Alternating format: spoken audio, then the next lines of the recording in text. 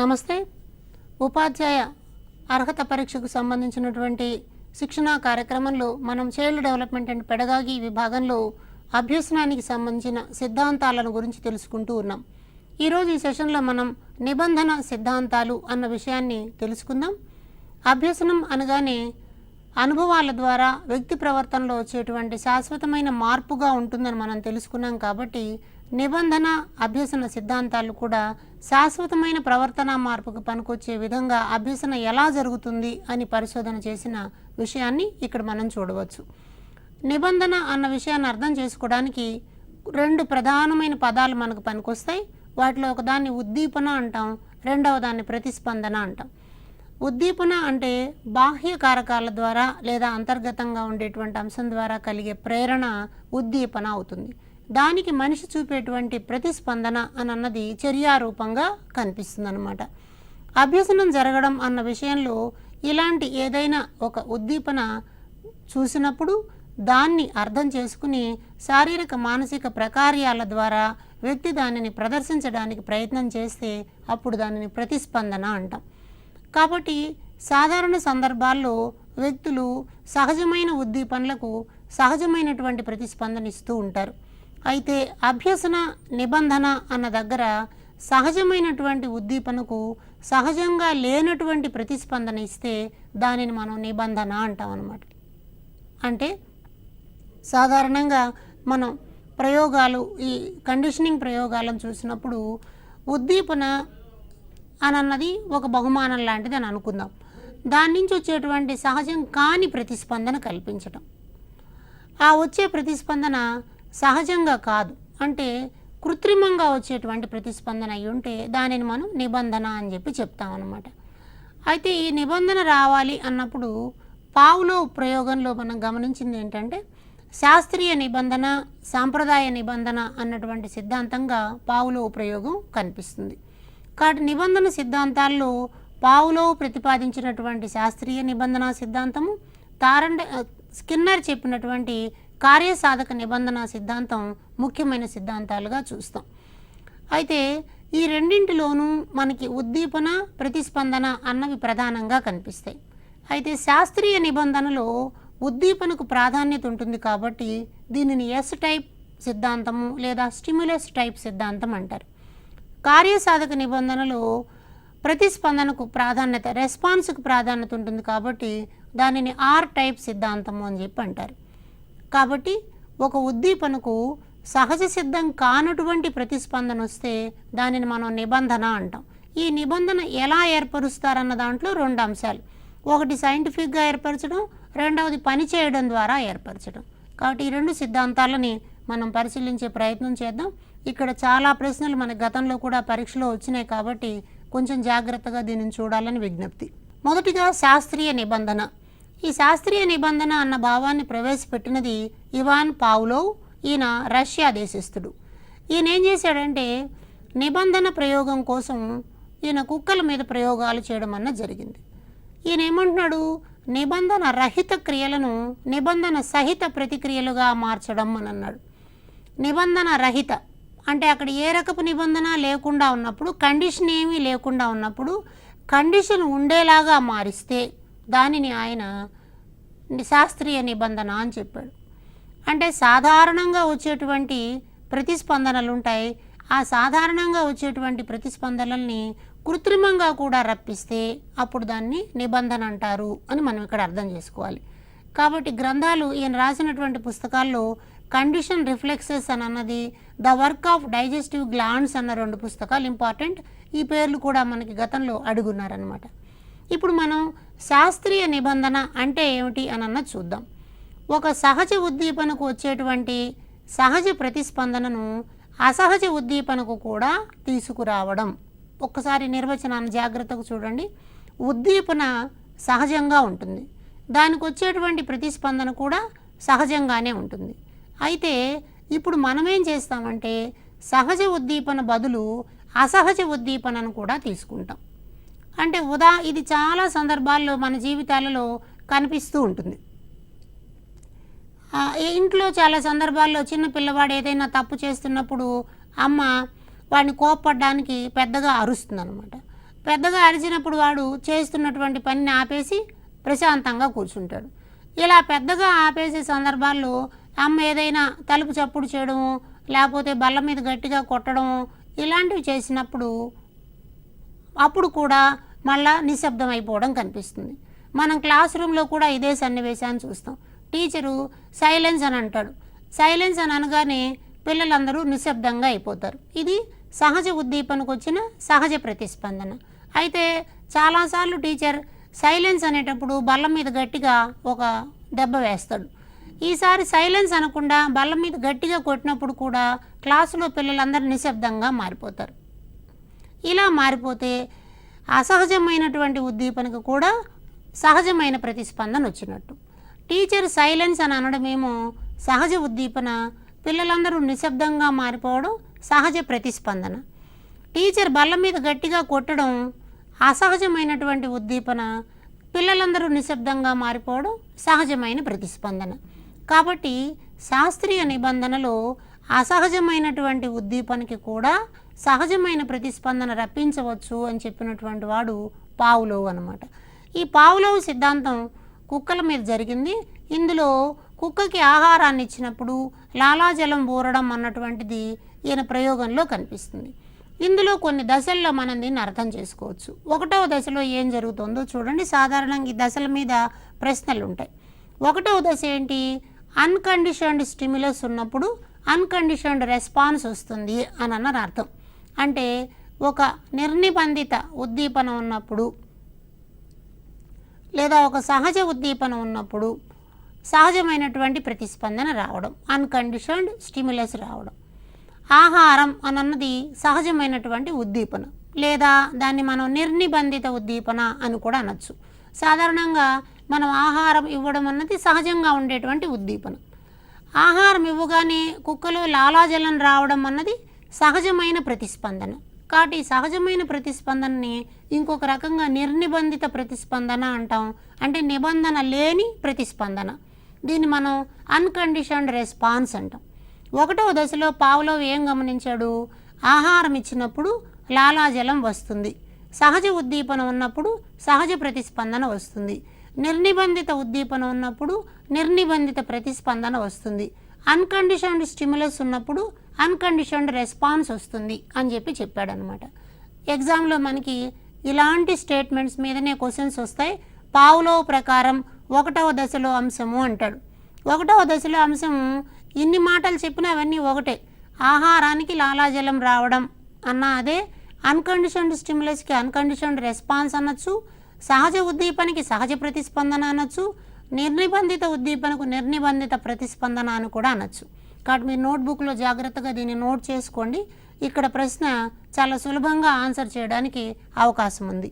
అలాగే 2వ దశను మనం గమనిద్దాం. ఈ 2వ దశలో అన్కండిషన్డ్ స్టిమ్యులస్కి అన్కండిషన్డ్ రెస్పాన్స్కి ముందుగా మరొక ప్రత్యేకమైన పరిస్థితి కలుస్తుందన్నమాట. ఆ ప్రత్యేకమైన పరిస్థితి గంట శబ్దం. ఆహారము అన్నది ఒక సహజమైన ఉద్దీపన, లాలాజలం అన్నది ఒక సహజమైన ప్రతిస్పందన. అయితే పావ్లోవ్ ఏం చేశాడు? ముందుగా ఒక గంట శబ్దాన్ని ఇచ్చాడు. ఆ గంట శబ్దము అని అన్నది అసహజమైన ఉద్దీపన, అంటే కండిషన్డ్ స్టిమ్యులస్. దానినే మనం నిబంధిత ఉద్దీపన. ఈ ప్రశ్న చాలాసార్లు డైరెక్ట్గా అడిగారు. పావ్లోవ్ ప్రయోగంలో 2వ దశలో నిబంధిత ఉద్దీపన అనగా అని అన్నారు. నిబంధిత ఉద్దీపన అంటే గంట శబ్దము. ఇది అసహజంగా ఉండేటువంటి అంశం, లేదా కండిషన్డ్ స్టిమ్యులస్ అంటాం. ఈ కండిషన్డ్ స్టిమ్యులస్ ముందుగా ఇచ్చి తర్వాత ఆహారాన్ని ఇచ్చాడు. అలా ఆహారాన్ని చూడగానే కుక్క లాలాజలాన్ని స్రవించింది. కాబట్టి ఒక అసహజమైన ఉద్దీపన తర్వాత సహజమైన ప్రతిస్పందన ఇచ్చినప్పుడు సహజమైన ప్రతిస్పందనే కలిగిందనమాట. కాబట్టి ఒక కండిషన్డ్ స్టిమ్యులస్కి అన్కండిషన్డ్ స్టిమ్యులస్ వెంటనే ఉండడం వల్ల అన్కండిషన్డ్ రెస్పాన్స్ రావడానికి అవకాశం జరిగింది. అయితే ఇది ముందు కుక్క గుర్తించలేకపోవచ్చు. కొన్ని ప్రయత్నాల మీదట గంట శబ్దానికి ఆహారానికి మధ్యలో ఉండేటువంటి సంబంధాన్ని ఆ కుక్క గుర్తిస్తుంది. అంటే గంట కొట్టడం ద్వారా ఆహారం పెడతారు అని కొంచెం అర్థం చేసుకోవడానికి 2వ దశలో అవకాశం కలిగిందనమాట. ఇప్పుడు 3వ దశకి చివరి దశకి చూద్దాం. 3వ దశలో మనకి ప్రధానంగా ఏం కనిపిస్తుంది? గంట శబ్దము అన్నది ముందుగా వినిపిస్తోంది.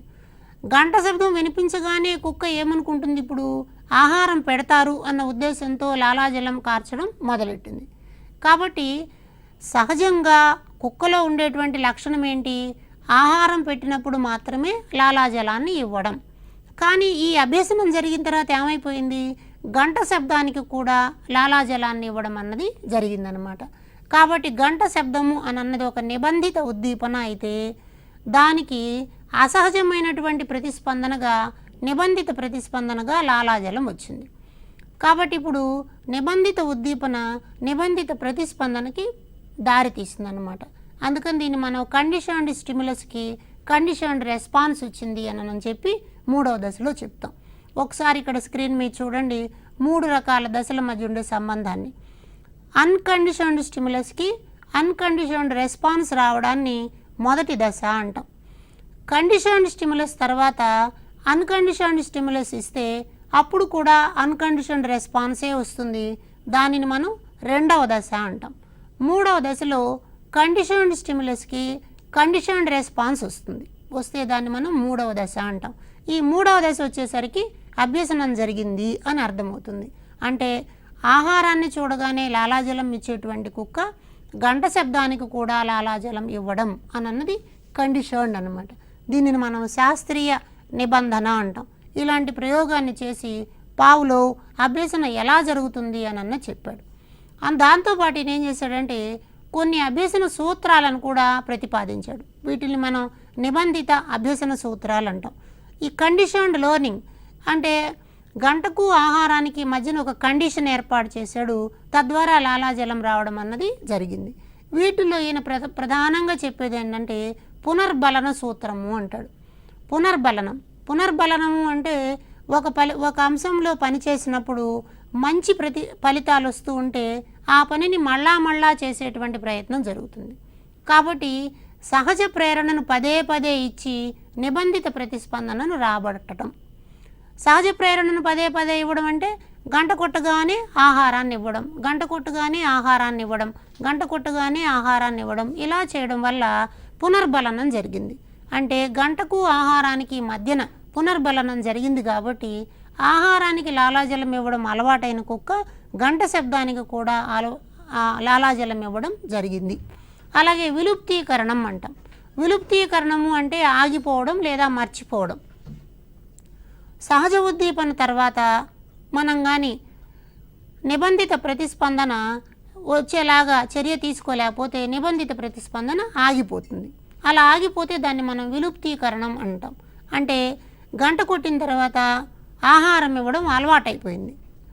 ఈసారి గంట కొట్టాం, ఆహారం ఇవ్వలేదు, అయినా కూడా లాలాజలం వస్తుంది. తర్వాత మళ్ళీ గంట కొట్టాం, ఆహారం ఇవ్వలేదు, అయినా లాలాజలం వస్తుంది. 2-3 సార్లు జరిగిన తర్వాత ఈసారి ఆహారం రాదు కాబట్టి అది లాలాజలాన్ని ఇవ్వడం మానేస్తుంది అన్నమాట. కాబట్టి సహజ ఉద్దీపన పదే పదే జరగకపోతే నిబంధిత ప్రతిస్పందన ఆగిపోతుంది అని అన్నది ఇక్కడ మనం గమనించాల్సిన అంశం అన్నమాట. దీన్ని విలుప్తీకరణం అంటాం. అలాగే ఆయత్న సిద్ధ స్వాస్థ్యము. ఆయత్న సిద్ధ స్వాస్థ్యము అంటే అనుకోకుండా రావడం అని అర్థం. ఒకవేళ విరమణ జరిగిపోయింది, మనం దాన్ని చాలా కాలం పాటు ఉపయోగించడం మానేసాం, కానీ హఠాత్తుగా ఆ సన్నివేశం వచ్చినప్పుడు మళ్ళా ప్రతిస్పందన రావడం అన్నది జరుగుతుందన్నమాట. అలాగే ఉద్దీపన సామాన్యీకరణము అంటారు. పోలిక కలిగినటువంటి వాటికి కూడా ప్రతిస్పందన ఇవ్వడం. ఉదాహరణకి గంట కొట్టినప్పుడు ఆహారాన్ని ఇస్తే లాలాజలం వచ్చింది. ఈ గంట కాకుండా ఈసారి ఏదో ఎలక్ట్రిక్ బజిల్ కొట్టాము లేదా సైకిల్ బెల్ కొట్టాము, ఇలాంటి వాటికి కూడా ప్రతిస్పందన వస్తే వాటిని పోలిక కలిగినటువంటి ఉద్దీపనలు అంటాం అన్నమాట. ఇలా జరిగితే దాన్ని ఉద్దీపన సామాన్యీకరణము అని చెప్తాం. అలాగే ఉద్దీపన విచక్షణ అంటారు. అంటే ఉద్దీపన విచక్షణ అంటే గంట శబ్దమే అయినప్పటికీ కూడా దానిలో సైకిల్ బెల్లో వచ్చేటువంటి శబ్దానికి మామూలు బెల్కి వచ్చేటువంటి శబ్దానికి తేడా ఉంటుంది. ఆ తేడాని గుర్తించి ఏ శబ్దానికి ప్రతిస్పందన ఇవ్వాలో దానికి మాత్రమే ఇస్తే దానిని మనం ఉద్దీపన విచక్షణ అంటాం. ఈ రకమైనటువంటి అభ్యసన సిద్ధాంతాలని మనం ఆ నియమాలని పావ్లోవ్ చెప్పాడు. అట్లాగే ఉన్నత క్రమ నిబంధన అని కూడా ఒకటి చెప్పాడు. అంటే ఉన్నత క్రమ నిబంధన అంటే కృత్రిమంగా ఉండేటువంటి దానికి కూడా ఇవ్వడం. ఇవన్నిటికీ మనకి తరగతి గది అన్వయాలు చాలా పెద్ద ఎత్తున కనిపిస్తాయి. కాబట్టి వాటి మీద ప్రశ్నలు రావడానికి అవకాశం ఉంది. పునర్బలనము అంటే మళ్ళా చేయించడం, సహజ ప్రేరణను పదే పదే ఇవ్వడం అని అన్నారు. అంటే ఉదాహరణకి ఒక అక్షర కార్డు, ఒక చిత్ర కార్డు ఉందనుకోండి. చిత్ర కార్డుని ప్రతిసారి చూపించడం ద్వారా ఉదాహరణకి కడవ అనేటువంటి కార్డును చూపించాం, కా అన్న అక్షరాన్ని చూపించాం. కా అన్న అక్షరం అర్థం కాదు, కడవ అన్నది బొమ్మ రూపంలో అర్థమవుతుంది. కాబట్టి ఇది సహజమైనటువంటి ప్రేరణ. కడవ కార్డును 5-6 సార్లు చూపించిన తర్వాత కా అన్న అక్షరాన్ని చూపించగానే ఈ కా అక్షరాన్ని కడవ కార్డుతో అసోసియేషన్ని పొందగలుగుతారు. ఇలాంటి దాన్ని మనం పునర్బలనము అంటాం. అలాగే ఒక్కొక్కసారి ఒకటి నేర్చుకుంటాం, అది చూపించడం మానేసిన తర్వాత ఈ రెండింటి మధ్య సంబంధాన్ని మర్చిపోతారు. అలా మర్చిపోతే దాన్ని విలుప్తీకరణము అంటాం అన్నమాట. ఒక్కొక్కసారి ఏమవుతుంది, నేర్చుకున్నది తిరిగి మళ్ళీ ఎప్పుడైనా వస్తుంది. ఉదాహరణకి సైకిల్ తొక్కడం.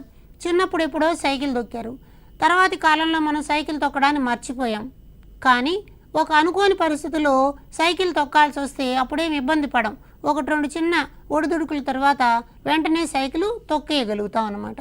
అంటే మనం ఒకసారి నేర్చుకున్నటువంటి నైపుణ్యాలు మనలో నిక్షిప్తమై ఉంటాయి, అవసరాలను బట్టి అవి తిరిగి బయటకు వస్తాయి అని అన్నది ఆయత్న సిద్ధ స్వాస్థ్యము అన్న విషయంలో చెప్తారు. ఉదాహరణకి ప్రాథమిక పాఠశాలలో మనం చాలా రకాల పద్యాలు, అభినయ గేయాలు, శ్లోకాలు నేర్చుకుంటాం. కానీ అవి కాలక్రమంలో ఉపయోగించకపోవచ్చు. కానీ ఏదో ఒక సందర్భంలో ఒక ఉపన్యాసం ఇచ్చేటప్పుడు, లేకపోతే ఎవరైనా బంధుమిత్రులు పాట పాడండి అని అడిగినప్పుడు మళ్ళా తిరిగి మనకు ఆ పద్యాలు గుర్తొస్తే దానిని ఆయతన సిద్ధ స్వాస్థ్యము అంటాం. పోలిక కలిగినటువంటి వాటికి కూడా ప్రతిస్పందించడం. పోలిక కలిగినటువంటి ఇందాకే మనం అనుకున్నాం, ఉపాధ్యాయుడు తరగతి గదిలో విజిలేసినప్పుడు పిల్లలందరూ ప్రార్థనా సమావేశానికి హాజరవుతారు. గంట కొట్టినప్పుడు ప్రార్థనా సమావేశానికి హాజరవడం సాధారణంగా జరిగేది. గంటతో పాటు విజిల్కు వేసినప్పుడు కూడా ప్రార్థనా సమావేశానికి వెళ్ళిపోతూ ఉంటే దానిని ఉద్దీపనల సామాన్యీకరణము అంటాం. ఒకవేళ పాఠశాల గంట లాంటి గంటే బయట ఇంకెక్కడైనా మోగిందని అనుకుందాం. బయట ఇంకెక్కడైనా మోగితే ఆ గంటను విని 2 గంటల శబ్దాల మధ్యలో ఉండేటువంటి వ్యత్యాసాన్ని గమనించి తరగతి గదిలోంచి బయటకు వెళ్ళాలా లేదా అని నిర్ణయించుకోగలిగితే దానిని ఉద్దీపన విచక్షణము అంటాం. అలాంటివి మనకి క్లాస్ రూమ్లో చాలా ఎక్కువ కనిపిస్తాయి. ఉదాహరణకి ట్రాఫిక్ లైట్ల దగ్గర పోలీసు ఉన్నప్పుడు కానివ్వండి, ట్రాఫిక్ లైట్ ఉన్నప్పుడు కానివ్వండి, రెడ్ లైట్ పడగానే మనం ఆగిపోతాం. కొత్తగా డ్రైవింగ్ అప్పుడు ఆ సిగ్నల్ని అర్థం చేసుకోవడానికి కొంత టైం పట్టినా తర్వాత మనం అక్కడ నిలబడిపోతాం అన్నమాట. అట్లాగే సంగీతము, నాట్యము ఇలాంటివన్నీ నేర్చుకోవడంలో కూడా ఒక నిబంధన అన్నదాన్ని ఏర్పరుస్తారు. అంటే పదే పదే చేయడం ద్వారా, పునర్బలనం చెందించడం ద్వారా ఆ రకపు భంగిమని పెట్టడం, ఆ సంగీతాన్ని అదే మాధ్యమంలో సాధన చేయడం, ఇట్లాంటివన్నీ వస్తాయి. అలాగే వ్యక్తుల్లో ఉండేటువంటి చెడు లక్షణాలను పోగొట్టడానికి కూడా మన వాళ్ళు ఈ శాస్త్రీయ నిబంధనని వాడవచ్చు అని చెప్తారు. ఉదాహరణకి ఎవరికైనా గోళ్ళు కొరికే అలవాటు ఉందనుకోండి, మన వాళ్ళు చెప్తుంటారు నోట్లో వేలు పెట్టగానే తొడపాయసం పెడతాం అంటాం, లేదా గోళ్ళు కొరుకోగానే ఒక మొట్టికాయ వేస్తాం అంటాం. తద్వారా ఏమైపోతుంది, ఒక నెగిటివ్ వస్తుంది అనమాట. వీటి నోట్లో వేలు పెట్టుకోగానే అది గుర్తొస్తుంది కాబట్టి మానేస్తారు. కాబట్టి ఇలా ప్రతిస్పందన జరగడం అన్నది మనకు కనిపిస్తుంది. కాబట్టి పావ్లోవ్ చెప్పినటువంటి ఈ సిద్ధాంతము తరగతి గదిలో చాలా సందర్భాల్లో అన్వయం అవుతుంటుంది. కాబట్టి మీరు ఒక్కసారి వీటిలో ఉన్నటువంటి కీవర్డ్స్ని గుర్తుపట్టుకుని ఆ కీవర్డ్ ఆధారంగా ఎలాంటి ఉదాహరణ అయినా సరే సాధన చేయడానికి ప్రయత్నం చేయాలి. మనకి మోడల్ పేపర్స్లో వీటి మీద చాలా రకాల ఉదాహరణలు కనిపిస్తాయి. కాబట్టి దాని అర్థం తెలిస్తే అప్లికేషన్ అన్నది చాలా సులభం అవుతుంది. కాబట్టి బేసికల్గా పావ్లోవ్ సిద్ధాంతంలో 3 దశలు మనకు కనిపిస్తున్నాయి. ఈ 3 దశలలో 1వ దశలో అన్కండిషన్డ్ స్టిమ్యులస్కి అన్కండిషన్డ్ రెస్పాన్స్ వస్తుంది. 2వ దశలో ముందుగా కండిషన్డ్ స్టిమ్యులస్ ఉంటుంది, తర్వాత అన్కండిషన్డ్ స్టిమ్యులస్, తద్వారా అన్కండిషన్డ్ రెస్పాన్స్ రావడం అన్నది కనిపిస్తుంది. చివరి దశకు వచ్చేటప్పటికి కండిషన్డ్ స్టిమ్యులస్కి కండిషన్డ్ రెస్పాన్స్ వస్తుంది. కాబట్టి సహజమైనటువంటి ప్రతిస్పందనని అసహజమైనటువంటి ఉద్దీపనకు కూడా రప్పిస్తే దానిని మనం శాస్త్రీయ నిబంధన అని అంటాం అన్నమాట. అలాగే స్కిన్నర్ చేసినటువంటి పావ్లోవ్ చేసినటువంటి ప్రయోగాల్లాగే స్కిన్నర్ కూడా కొన్ని ప్రయోగాలను చేశారు. దీనిని మనం కార్యసాధక నిబంధన అంటాం. అంటే ఒక పని చేయడం ద్వారా, ఒక కార్యక్రమంలో పాల్గొనడం ద్వారా అభ్యసించేటువంటి ప్రయత్నాన్ని కార్యసాధక నిబంధన అంటాం. అంటే ఇంతకుముందు మనము ఈ నిబంధనలో ఉద్దీపనే డామినేటింగ్ రోల్ ప్లే చేస్తుంది. ఇప్పుడు అలా కాకుండా వచ్చేటువంటి ఫలితం ఆధారంగా అభ్యాసకుడు సన్నివేశాల్లో పాల్గొంటూ ఉంటాడు. కాబట్టి ఫలితానికి ప్రాధాన్యత ఉంటుంది. ఫలితము అంటే రెస్పాన్స్ అనొచ్చు మనం. కాబట్టి రెస్పాన్స్కి ప్రాధాన్యత ఉంటుంది, ప్రతిస్పందనకి ప్రాధాన్యత ఉంటుంది. కాబట్టి దీనిని ఆర్ టైప్ సిద్ధాంతము అంటారు. ఆర్ టైప్ సిద్ధాంతం. ఈ ప్రయోగంలో అక్కడ వస్తువులను తాకటం వలన మీట నొక్కడం అనేటువంటి ఒక పని ఉంటుంది. కాబట్టి దీనిని పరికరాత్మక నిబంధన అని కూడా పిలుస్తారు. అలాగే ప్రచాలక నిబంధన అని కూడా ఉంది. కాబట్టి కార్యసాధక నిబంధన అన్న, ఆర్ టైప్ సిద్ధాంతం అన్న, ప్రచాలక నిబంధన, పరికరాత్మక నిబంధన ఇవన్నీ కూడా దీనికి ఉండేటువంటి పేర్లు. దీనిని ప్రవేశపెట్టిన వారు బిఎఫ్ స్కిన్నర్. ఈ స్కిన్నరు బిహేవియర్ ఆఫ్ ఆర్గానిజమ్స్ అన్న గ్రంథాన్ని రాశాడు. ఈ బిహేవియర్ ఆఫ్ ఆర్గానిజమ్స్ అన్న గ్రంథంలో మనం కార్యసాధక నిబంధన అతను పావురాల మీద చేసినటువంటి ప్రయోగాన్ని, ఎలుకల మీద చేసినటువంటి ప్రయోగాన్ని చూడవచ్చు అన్నమాట. ఇక్కడ ఫలితానికి ప్రాధాన్యత ఉంటుంది. కాబట్టి తారండైకి చెప్పినటువంటి ఫలిత నియమం ఇందులో ప్రధానంగా మనకు కనిపిస్తుంది. అంటే ఉపయోగకరమైనటువంటి ప్రతిస్పందనలను ఉపయోగించడం ద్వారా సహజ ఉద్దీపనలను మనం పునర్బలనం చేయవచ్చు అంటారు. అంటే ఇచ్చేటువంటి ప్రతిస్పందన లాభం కలుగుతుంది అని అనుకున్నప్పుడు మనం పునర్బలనం చేస్తే అభ్యసనం జరుగుతుంది అంటారు. ఈ ఎలుకల మీద ప్రయోగం చేయడానికి ఈయన ఒక పేటిక లాంటిది వాడాడు. దానిని మనం స్కిన్నర్ పేటిక లేదా పజిల్ పెట్టె అని కూడా అంటారనమాట. ఇందులో ఒక మీట ఉంటుంది, స్విచ్. ఆ స్విచ్ నొక్కినప్పుడు దానికి తలుపు తెరుచుకుని ఆహారం రావడం, అది ఆహారాన్ని తినడం అన్నది మనకు కనిపిస్తుంది. అయితే ఈ ప్రయోగంలో ఒక 4 ప్రధాన అంశాలు ఉన్నాయి. ఒకసారి చూడండి. మీట అన్నదేమో నిబంధిత ఉద్దీపనగా కనిపిస్తుంది. మీట నొక్కడం అన్నది నిబంధిత ప్రతిస్పందన, అంటే అది ఒక సరైన ప్రతిస్పందన అన్నమాట. ఆ ప్రతిస్పందన ఆహారపు గుళిక వలన వస్తుంది. అంచేత ఆహారపు గుళిక అన్నది ఒక సహజ ఉద్దీపన. ఎక్కువసార్లు దాన్ని పునర్బలనం చెందేటువంటి ఉద్దీపనగా చేస్తామన్నమాట. ఇప్పుడు మనం ఆహారం తినడం అన్నది సహజ ప్రతిస్పందన. కాబట్టి కొంచెం పదాలు జాగ్రత్తగా గుర్తుపట్టండి. ఆహారపు గుళిక అన్నది నేను తినాలి అన్న కోరికను కలిగిస్తుంది. అంచేత ఇది సహజమైన ఉద్దీపన. అది దొరికాక తినేస్తే సహజమైన ప్రతిస్పందన. అయితే ఇప్పుడు మనం ఏం చేస్తున్నాం ప్రయోగంలో, సహజమైనటువంటి ఉద్దీపన వచ్చేటువంటి దానిని బట్టే ప్రతిస్పందన కూడా ఉంటుంది అంటున్నాడు. అంటే సహజమైన ఉద్దీపన ఎప్పుడు దొరుకుతుంది? సరిగ్గా మీటను నొక్కితే మాత్రమే దొరుకుతుంది. కాబట్టి సరిగ్గా మీటను నొక్కడము అని అన్నది సరైనటువంటి ప్రతిస్పందన. ఒకవేళ మీట నొక్కలేకపోతే ప్రతిస్పందన సరిగా లేదని అర్థం, అప్పుడు ఆహారం రాదు. కాబట్టి ప్రతిస్పందనను బట్టి ఉద్దీపన ఉంటుంది, స్టిమ్యులస్ని బట్టి రెస్పాన్స్ ఉంటుంది అని చెప్తే దానిని మనం కార్యసాధక నిబంధన అంటాం. ఇక్కడ జరిగేటువంటి పునర్బలనంలో ఆయన చేసినటువంటి ప్రయోగంలో ఎలుక కొన్ని ప్రయత్నాల మీదట ఆ స్విచ్ని నొక్కుతుందన్నమాట. స్విచ్ని నొక్కిన తర్వాత ఆహారం వస్తుంది, అది ఆహారాన్ని తింటుంది.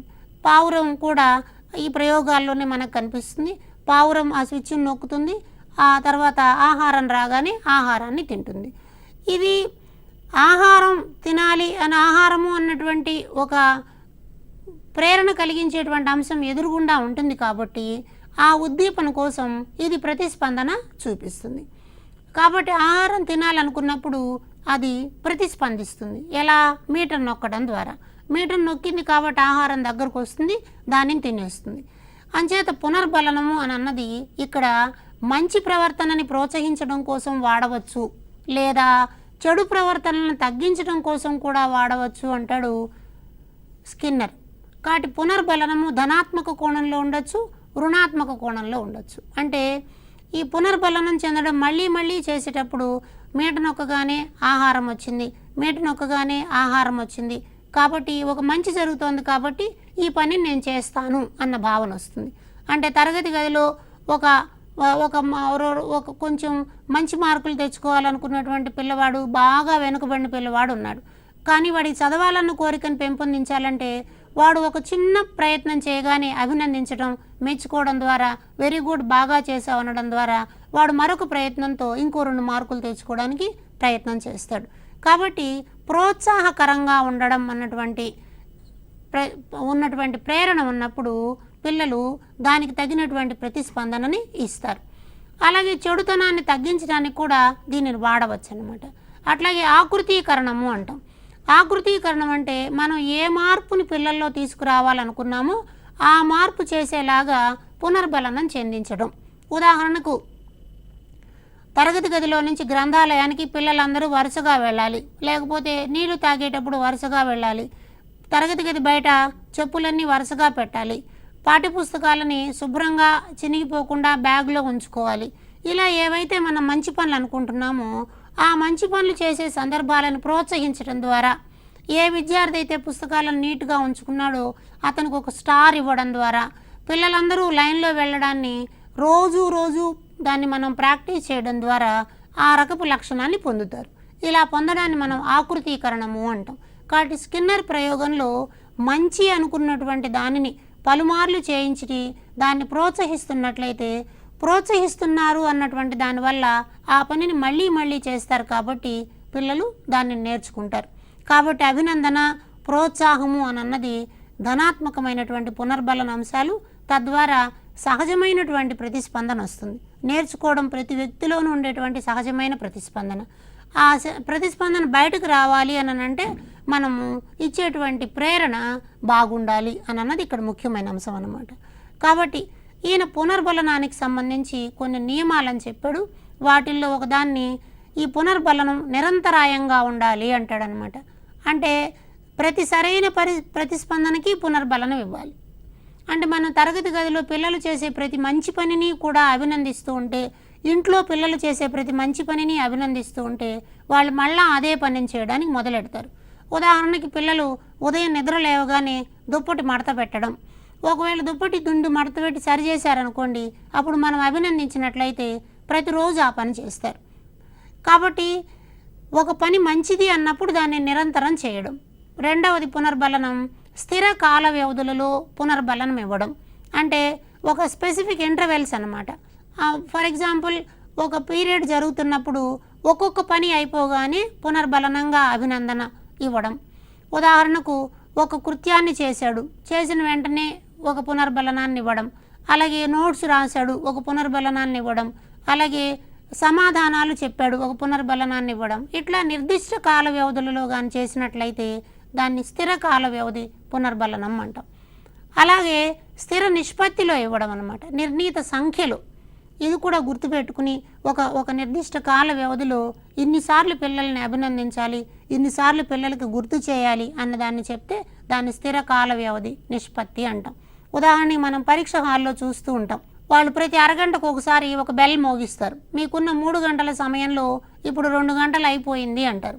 కాబట్టి 2 గంటలు అయిపోయింది అనగానే మనం ఏం చేస్తాం, వేగంగా రాయడం మనలో ఉండేటువంటి సహజ ఉద్దీపనని బయటకు తీసుకొచ్చి దానిని ప్రదర్శించే ప్రయత్నం చేస్తామన్నమాట. అలాగే చరశీలమైనటువంటి పునర్బలనం, ఎప్పుడో ఒకప్పుడు, అంటే ప్రతిసారి ఇవ్వకుండా అప్పుడప్పుడు ఇట్లాంటి పునర్బలనం కలిగించినట్లయితే అది కూడా పిల్లల్లో ప్రోత్సాహాన్ని ఇచ్చి ముందుకు తీసుకుపోవడానికి పనికొస్తుంది అనమాట. ఇలా స్కిన్నర్ ఏం చేశాడంటే, ఒక పనిని నేర్చుకోవడం అన్నటువంటిది ఒక కార్యం చేయడం ద్వారా పూర్తవుతోంది. కాబట్టి దీనిని నేను కార్యక్రమయుత అభ్యసనము అని అన్నాడు. ప్రోగ్రామ్డ్ లెర్నింగ్ అంటాం. ఈ ప్రోగ్రామ్డ్ లెర్నింగ్లో ఒక పెద్ద అంశాన్ని కూడా చిన్న చిన్న విభాగాలుగా చేస్తారు. వీటిని మనం చట్రాలు లేదా ఫ్రేములు అంటాం. ఒక ఫ్రేమ్ పూర్తయిన తర్వాత పునర్బలనం ద్వారా పిల్లలు 2వ ఫ్రేమ్లోకి వెళ్తారు. అంటే ఉదాహరణకి ఒక 5 వరుస లెక్కల పత్రం ఉందనుకుందాం. మొదటి వరుస లెక్కలు చేసేస్తారు. తద్వారా మా పిల్లలు ఇది సక్సెస్ అయిపోతారు, వెరీ గుడ్ అని టీచర్ అంటారు. తద్వారా వచ్చినటువంటి ప్రోత్సాహంతో 2వ ఫ్రేమ్లోకి వెళ్ళి అక్కడి లెక్కలను చేస్తారు. ఇవి కూడా సాధిస్తారు. సాధించడం ద్వారా పిల్లలు మంచి ప్రేరణ పొందుతారు. కాబట్టి తక్షణ పునర్బలనం అన్నది జరుగుతుంది. అయితే ఎక్కడైనా తప్పు చేస్తే అక్కడక్కడే స్వీయ మూల్యాంకనం చేసుకోవడానికి కూడా అవకాశం ఉంటుంది. కాబట్టి పిల్లవాడు ఎప్పుడు క్రియాత్మకంగా ఉంటాడనమాట. ఈ టోటల్ ప్రాసెస్లో పిల్లవాడు కేంద్రీకృతంగా ఉండడం అన్నది జరుగుతుంది. ఎవరికి వచ్చిన వేగంతో ఎవరి వైయక్తిక భేదాలతో వాళ్ళు నేర్చుకోవడానికి వీలవుతుంది.